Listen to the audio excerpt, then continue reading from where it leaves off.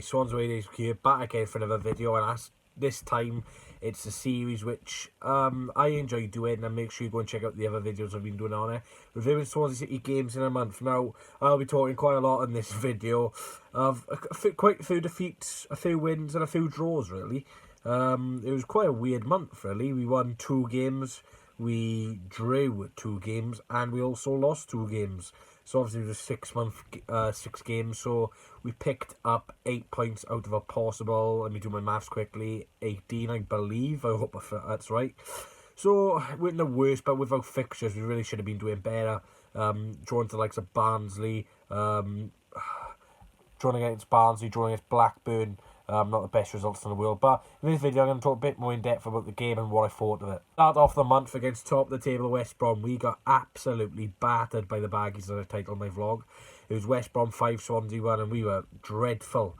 First 10-15 minutes we weren't too bad, but we conceded after 25 minutes. A corner ball, I don't know, we just didn't defend corner for some reason. Really silly marking against a team like West Brom, who you know have got good aerial height. You've got to be careful, and Semi Ajayi with a header. They had another goal, Matthias Pereira left side of the box. It was a good finish, but again, poor marking. Then we scored on the 39th minute, and then Sam Surge, who obviously isn't a Swans player anymore, but it was a good corner, and tapped it home. And then you think, oh, let's go into half-time, 2-1 down, not the best in the world, but hopefully come out second half, less than a goal. No. Swans do not do it easy, and they conceded just for half-time. I think it was Peterson who gave the ball away, I can't really remember. It was someone though, but we give it away, and Hal Robson-Khan just gets an easy run out of defence, a through ball, and slots it home. And then second half, we really didn't have any chances at all. And obviously Matt Phillips scored, and then a Kyle Edwards goal, where that finished 5-1. I think that was our first away loss of the season. If you look at the stats, we had less possession, we had less shots on goal, we had more saves, we had less team passes. So we got battered, and West Brom Friday deserved to win. And that's where it really started to turn for Steve Cooper, really. A few fans started to whisper, is he the right man for us? I still believe in Cooper to this day. Some people don't, but that's their opinion. But I think West Brom, they've got such a good squad. I don't think we can take too much on that game. The next game then was a must-winnable game against Blackburn Rovers at the Liberty Stadium a few days after that, to shocking defeat to West Brom, and we didn't do so. It was a 1-0 draw to Blackburn, another disappointing draw for the Swans. Going into the game, we all know who Blackburn had. It was Danny Graham, and of course Danny Graham would score. 4 minutes in, Swans giving the ball away. I think it was Byers this time, I'm not sure, but it was so sloppy by the Swans. And then someone passed it to Danny Graham, and it was a good finish. And we all think, no, here we go, we're going to get smashed here, and not smashed, but we're going to lose again. But we didn't do it. Corner ball, played him in Grimes, A with the header, 1-0 after 10 minutes. So you think, can we go on and potentially win the game? And in fairness, we dominated Blackburn after that. We had 58% possession, we had 14 shots at goal, 6 more than Blackburn. We had over 100 more team passes, and we had 7 more corners than them as well. 9 more corners than Blackburn. So we absolutely dominated, but we just couldn't get the final goal. So that was disappointing, and especially if we still want to keep up this playoff chance, we've got to be putting teams away like Blackburn away. Hence the reason why we signed Rhian Brewster to get a goal scoring. We won a game. We actually won a game. We beat Middlesbrough 3-1. Actually, Middlesbrough on a good run of form at the minute, but luckily we played them in a bad form. The first 20 minutes was so boring. Not many chances at all. I felt like I was going to sleep, but it was great work by Andre, who pulled off a good shot and a good save by the keeper. And it looked like Middlesbrough, but clearly comes through the back of the player, and the player takes him up for a penalty. Obviously, AU converts the penalty, 1-0 down the middle. Nothing really happened. It was one of those games where it was so slow and it was so boring, really. Middlesbrough equalised there with Marcus Tavernier of an excellent strike. Freddie Woodman could have potentially have done better there, but it was a really good strike, and the power just took it past him, really.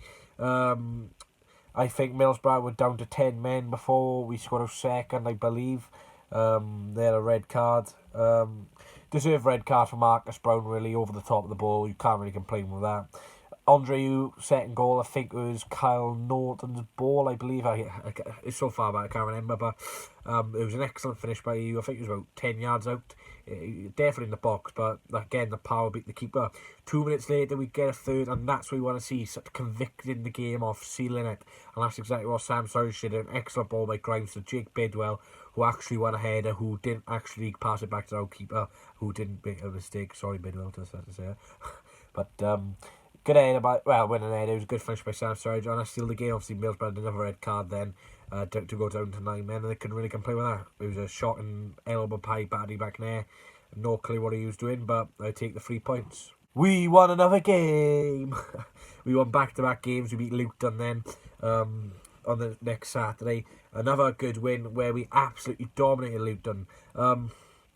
I've seen every team play this season, either on the TV or go into the game. And I must say, Luton are the worst team I've seen this season. I think they're going down. Unless they can do something drastic in the transfer window where they can sign some defenders or goalkeepers. They've got to get some creativity in the team. I know they've got Izzy Brown, but they were awful against us, I gotta say. They literally, essentially they had 14 shots on goal, but it didn't feel like it. We had 20 shots on goal, we had 56% more possession, we had over 100 more passes away from them, so we absolutely dominated Luton.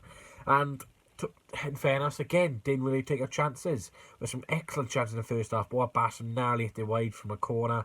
Bohai again, just in the first half, missed the header. So we get some really good chances. And Luton did have a quite good chance where they played the striker through, I think it was Cornick or something like that.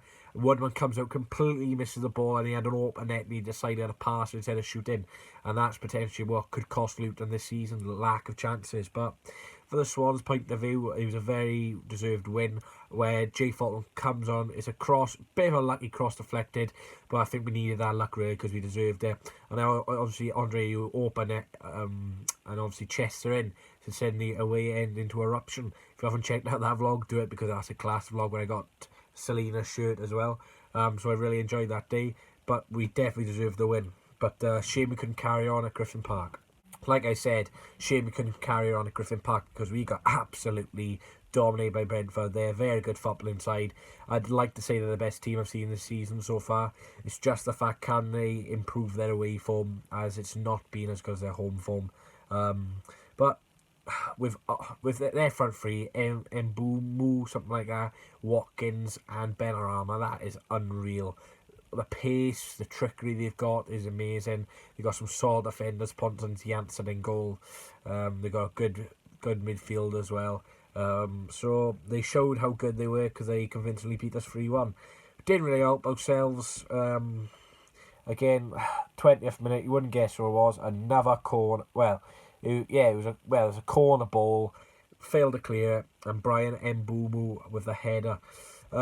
Conceded again 6 minutes later. Ollie Watkins is not even that good a cross, but obviously Ben Wilmer's lack of height really struggled, couldn't get there, and Ollie Watkins with a smart volley home.